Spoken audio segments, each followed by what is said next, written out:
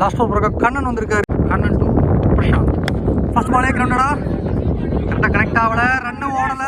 பால் number 2, 5க்கு 13, 2 பெரிய shot need. இந்த பாலும் நல்ல கனெக்ஷன்ல, ஆனா 2 ரன்னுக்கான சான்ஸ் கண்டிப்பா இருக்கு. விஷ்ணு அங்க ஃபீல்டர் 2 ரன்ஸ் கம்ப்ளீட் பண்ணிருக்காங்க. 4க்கு 11, எக்ஸ்பீரியன்ஸ் விசஸ் இன்எக்ஸ்பீரியன்ஸ்னு சொல்லலாம். எகைன் ஃபீல்டர் கையிலே தான், நல்ல ஃபீல்டிங், எந்த ரன்னு ஓடல.